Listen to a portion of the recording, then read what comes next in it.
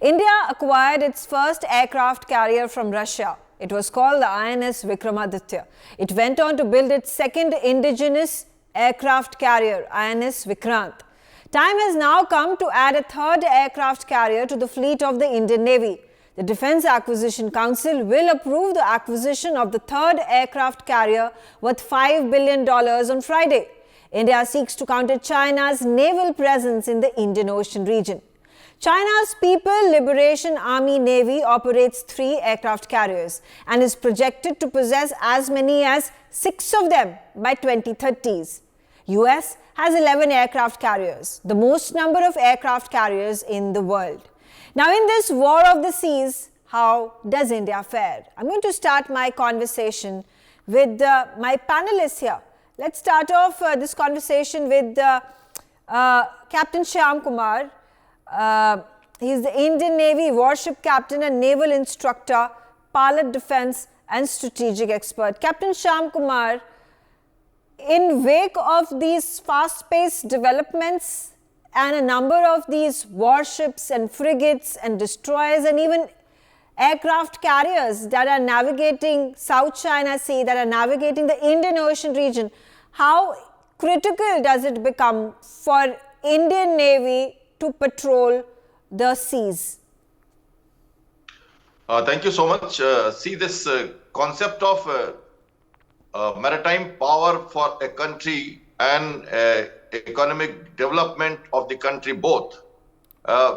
Very, very important to note that the maritime power includes the Indian naval power, the shipbuilding yards, the ports and harbors, and the entire offshore assets that we hold. And as we all know, India has a very large exclusive economic zone of almost, if you say almost 80% of land, we can take it another 80% at sea. So that much area that we have in Arabian Sea, Bay of Bengal and the Indian Ocean, which needs to be kept under surveillance, and a favorable maritime situation must be kept to keep our cargoes, our petroleum, our exports, imports moving without any fear. So freedom of navigation for the mercantile needs to be ensured.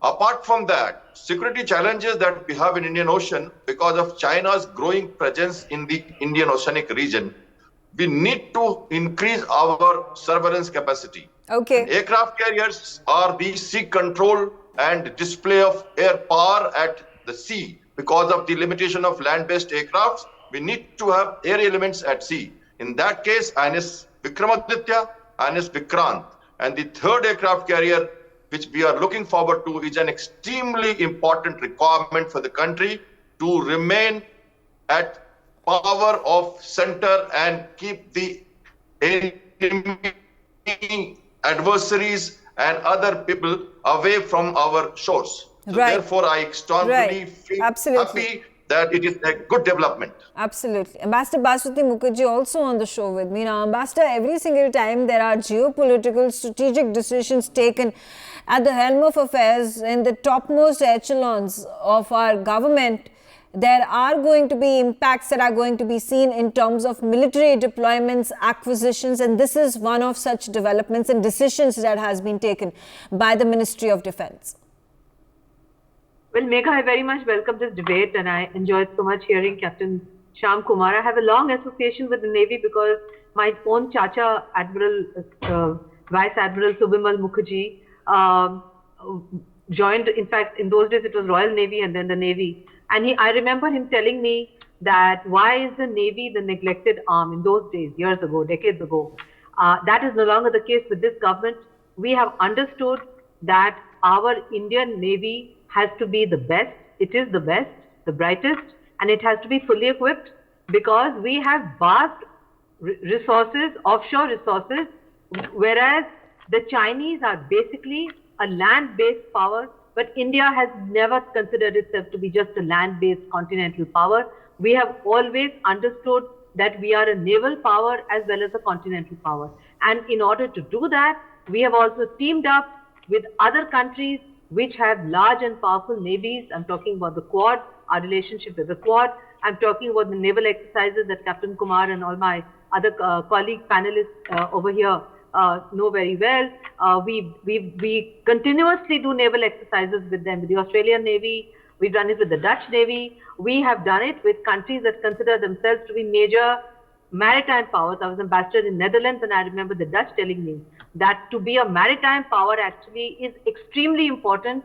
When you have continental assets to defend, your navy comes in very important. The third aircraft carrier, as Captain Kumar has said, will bring our naval assets at par for the moment with the Chinese. We've gone in for naval submarines. Yes. And at some point, we will have to think of bases in the Indian Ocean.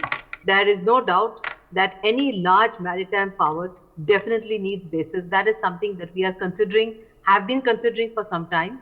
And that will also, Megha, don't forget, challenge the efforts of the Chinese to strangle us through their so-called string of pearls, which has not taken off like the BRI. So all in all, very exciting times for the nation as we watch our great naval fleet and our navy stride forward to become a major force to reckon with the main adversary in the region, which is the Chinese, who actually have never been a maritime power. China has always been a continental power. Don't Yes. forget the Great Wall of China. That actually confines China to its core base, the Great Wall of China. Everything else outside has been conquered. Yeah. The core is inside the Great Wall of China. Absolutely.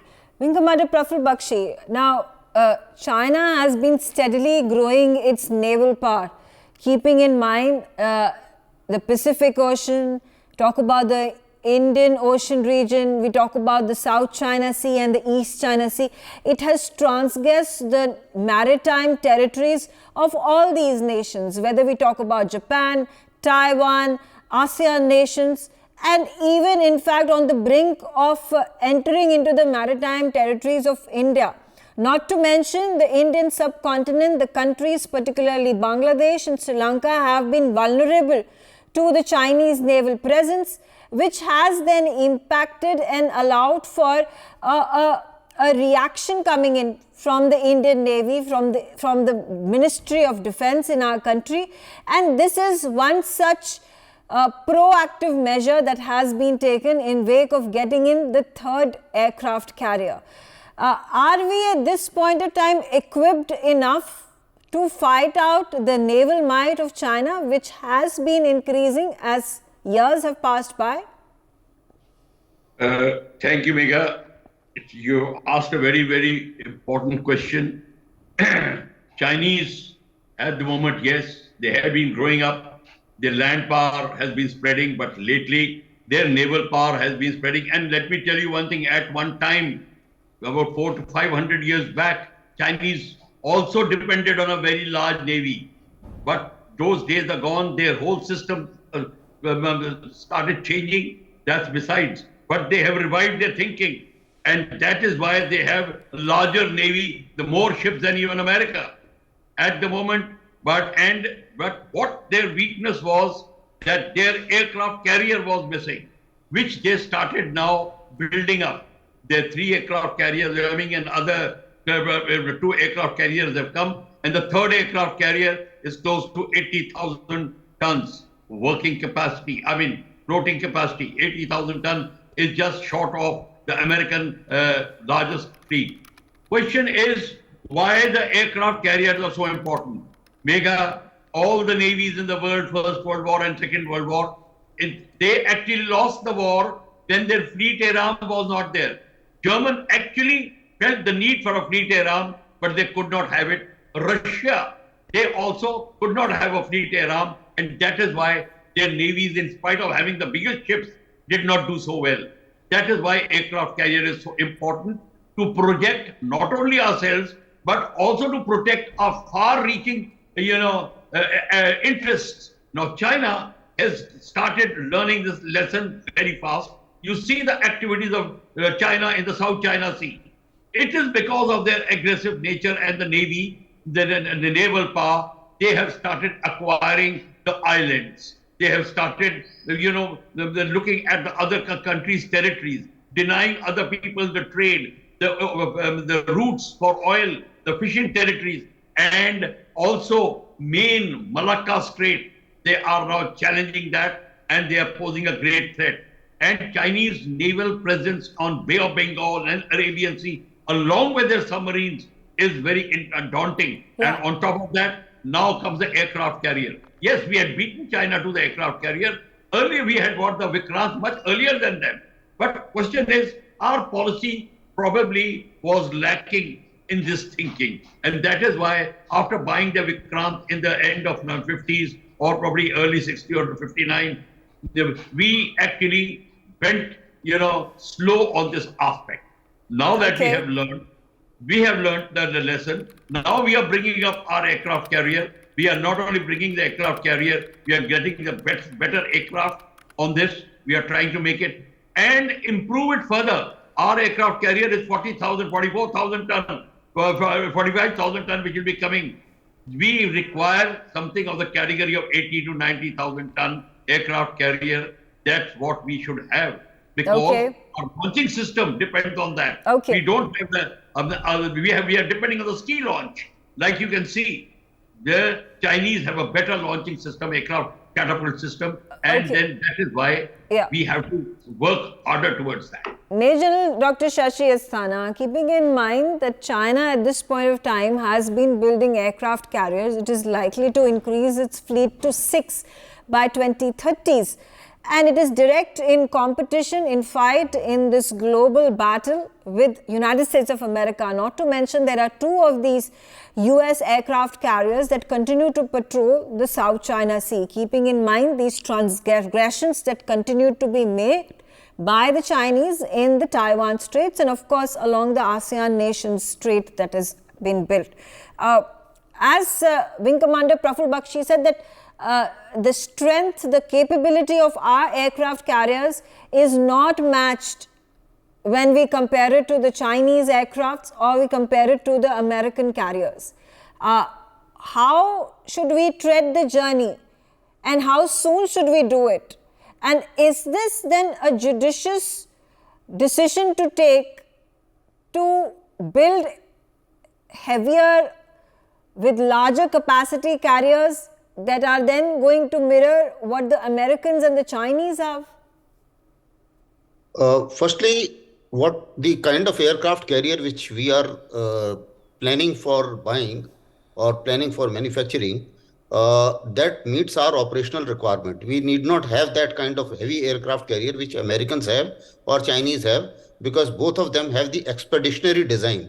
You see, the arsenal of a country is made and procured as per the operational requirements and the national intentions and aims. So we are basically looking for projection of power within Indian Ocean and maybe a little beyond. But we are not looking at the global projection of power as of now. Subsequently, it may be a different story. Now, as of now, let me put it this way. We need an aircraft carrier for the reason because there should be at least 2 operational aircraft carriers, one for Bay of Bengal, one for Arabian Sea, and one for maintenance.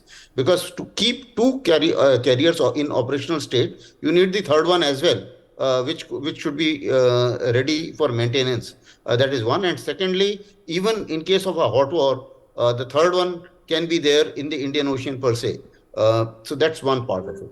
Secondly, Chinese Navy as of now is the largest and it's got more than about 800 vessels, which is more than the American Navy. And we also are close to 300 vessels. But we also have certain deficiencies in the other areas of the naval warfare, like the submarines. The Chinese submarines strength has grown much higher, somewhere around, shall I say, more than 4 times ours. So that's another area where we need to look into.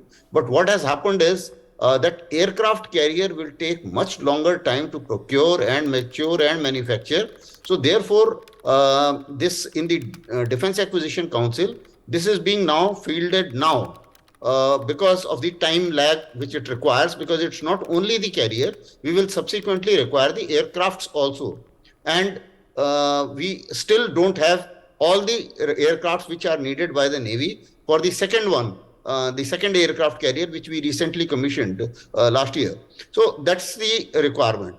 As far as submarines are concerned, I think a lot is being done. Okay. Indian Navy today is doing much better, shall I say, in indigenization efforts, and the attention being paid to Indian Navy is much more than what we were paying earlier. Okay. Yes. So that is also there, considering the Chinese threat as well as considering our operational requirements. Okay. And as Okay. is mentioned, the EEZ is also expanding. Our naval exploitation of our naval resources is suboptimal as of today. We have not used our coastline to our best advantage, because the kind of coastline we have, I think we can have a fair amount of, shall I say, economic growth based on the coastline. So there is a lot which needs to be done, and I think a lot is being done. Okay. And this is a major and welcome step. Captain Shyam Kumar, as Major General Asthana said, that this deterrence policy can only work when we can mirror our naval expertise and naval force equivalent to the Chinese fleet, particularly with regards to what at this point of time our ambitions are, as compared to what the Chinese at this point of time look themselves as against the Americans. Now, but when it comes to the Chinese vessels and warships and other of its fleet parked in the subcontinent in, say, Sri Lanka or on the port of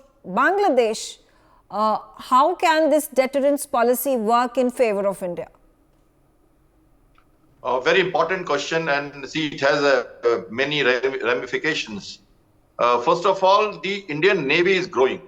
And as per the new maritime perspective plans that we have envisaged for next 20 to 30 years, we need to have, say, almost 50 aircraft, ships, and many other aircrafts along with the ships are under procurement or in the building stage at the dockyards and the shipyards. And our 6 or 7 state-owned dockyards are doing extremely well. Mazagon Dock is producing, Garden Reach is producing, CSL, HSL, Cochin, Vikrant has been produced from there. Submarines have been produced at Visakhapatnam. So our shipyards are doing extremely well. As far as the threat concept and the equal number of ships, we have envisaged the capability built ships, not the number of ships that we are looking forward to. So Indian Navy has taken a stand to increase the level of capability than the number. Number one. Number two, to thwart the attempts of Chinese presence in Indian Oceanic region, we have the multilateral, say, with the Quad, such as Quad and other countries that we have around, we have regular exercises, and we are looking forward to give a common deterrence to the attempts of China. Number three, aircraft carrier and submarines, both are equally required for countering the threats in our domain. And from the Gulf of Aden to Malacca Strait, we need to have a favorable maritime presence. And for that, I'm sure with the 3 aircraft carrier, we are ready. I would like to take this debate further to saying that why aircraft carrier is no more a discussion. Which type of aircraft carrier that we need is a discussion. It has been clearly established that we need the aircraft carrier. Defense Procurement Board has cleared it, and DSC is going to look at it tomorrow under the chairmanship of on the Raksha Mantri. So I'm sure it is an established fact now, but we need a 65,000 atomic powered engine aircraft carrier, which is likely to be 3rd ISC. And we are doing this ISC too because of 3 reasons: cost factor, lead time, that we need it early now, within 10 years before Vikramaditya gets decommissioned, and thirdly, indigenization of aviation facility, which is very, very important. That is why we have accepted this AON as second aircraft carrier of 45,000 tons. But we are looking forward to the 3rd ISC, which would be the main asset requirement of the country for a sea control power projection in our Indian Oceanic region. Captain Kumar, what, according to you, are the limitations or cautiousness of the Ministry of Defence and the Indian Navy in then building indigenously these large capacity aircraft carriers? Sure. See, I have been the director of aircraft carrier project of Indian Navy during the inception of INS Vikramaditya. We have sealed the deal in 2011-12 at Delhi after 9 months of continuous renegotiation because it was scrapped earlier. And I'm party to the requirement when I put up as a service paper for the long and larger aircraft carriers. I would be happy to show you the Virat here, very much on display. My mighty ship, I am also a pilot and have been operating from these carriers for almost 25 years. Vikrant, Virat, and as well as Vikramaditya. And a quick look at the Vikrant, a mighty ship which has been decommissioned. Because the aircraft very, very important, you know. These are the naval aircraft that we have. The Rafale has been recently bought. Here we have MiG-29 and the Ka-31 operating from the decks of INS Vikrant right now and Vikramaditya. We are unable to get Tejas. We are looking for twin-engine deck-based aircraft from Mark II of Tejas, which will be the indigenization. We have just sealed our deal for Rafale. So this aircraft carrier needs the aircrafts also, aviation complex facilities needs to be designed, and the catapult launch system that we have here is a steam launched. We are looking forward for the electrical one, which is the first one done on the USS Gerald Ford, which is in Mediterranean Sea right now. Yeah. Looking forward to the Israel's requirement. So these developments needs to be looked at. Next 10 years, since the aircraft carriers are, or any ship has got a lead time, we need to plan it well. The government has to give the allocation of funds, and I'm sure the political will is in favor. The country is looking forward to see, and we are going to rule the ocean again as we were in the past. Okay, all right. Ambassador Mukherjee, now just a few days ago, Prime Minister Narendra Modi did a sortie on the Tejas combat fighter aircraft. While it is important to acquire and manufacture indigenously the aircraft carriers, the frigates, and several of these equipment that is required to make India's fleets, whether it is in the army or the defense or the air force, or for that matter in the Indian Navy, it's also then equally important to project it as such, to promote it as such, for the world powers to see India as a global defense power. We were actually late in developing our indigenous defense industry. In fact, this government is the government that has put its focus on it. And it is very important to remember, Megha, that, for instance, if you acquire defense acquisition from, let's say, the European Union, they have laws that say that if you are at active war, they will not give you spare parts. It's a fact. There are many such countries that have regulations. It is very important for an emerging country like India to have a strong indigenous defense industry, and other countries were ahead of us earlier, even Brazil. And it is a matter of pride that now we are in a position where our Prime Minister made that sortie, the whole nation was watching it, and we have demonstrated that our indigenous industry has come of age. There used to be long arguments when we were a much poorer country, as Captain Kumar would recall, about does India need aircraft carriers, how many aircraft carriers do we need, etc. That argument is over and behind us. As he very rightly pointed out, what we need is to project our capability. And our capability, we have already managed quietly. For instance, we take into account the fact that we have been helping the government of Mauritius for years now, the Indian Navy. We have been providing assistance to our Quad allies on the Indian Ocean. We have developed strategic scenarios with our Quad allies that I cannot discuss on national television for different types of scenarios. That is why those exercises are conducted, as Captain Kumar rightly pointed out, with major navies, so that we are prepared. And then you have the AUKUS, where you have the United Kingdom, which was a great naval power once upon a time. That is no longer, unfortunately, the case now. But nevertheless, it has significant naval assets. And our Navy actually, until it went into its own indigenization program, was very much modeled on the Royal Navy model for a long time. Now we have developed an indigenous Indian Navy, if I may say so, to Captain Kumar, and that is actually the Indian Navy that projects India's defense requirements and projects India's naval power where it matters, right from the Straits of Aden all the way down to South China Sea, which is what is required. Yeah. So the entire exercise, which will come to a culmination tomorrow, is to augment that strength so that if, God forbid, something happens, we are prepared, not just on the LOC, Megha, but we are prepared in the mighty Indian Ocean if Fair any enough. such incident takes place. Wing Commander Bakshi, then a concluding comment, the last 30 seconds.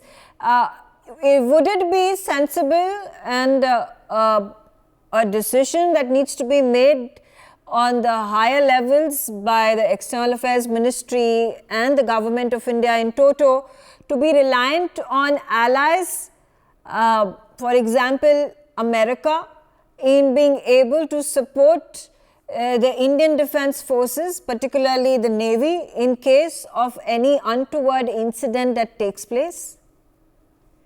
Megha, thank you. You asked me this question and this has been repeated a number of times.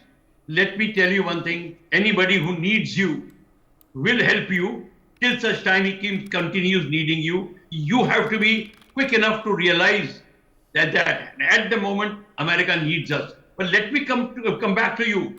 America wanted to help us in '62. When we approached America, we were late. And you'll be surprised, even asking for 12 F-104 squadrons. You know, it was very late. They did not want to do it. But later on they came with everything. They conducted an exercise Shiksha in Kalai-Konda in 1963. Some of us were not born then. And that is the time they brought Canada, Great Britain, Australia and India together.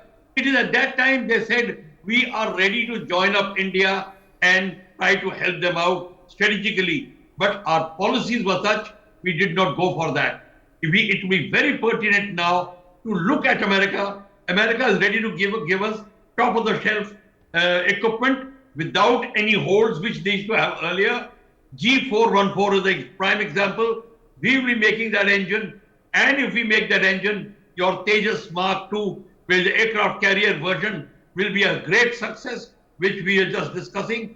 And not only that, advanced Rafale, French have agreed that we can do R&D. Yeah. So I personally feel we must open our doors, look ahead, whether it is America or France. We must wait out, but our policy should be clear. We should no more be a closed mind nation that we don't believe in fighting, we don't believe in export, we don't believe in manufacture. That sort of a era is, I think, gone. Okay. It is a history, a bad dream. Absolutely. All right, I'm out of time, but I thank all of you for joining me on the telecast.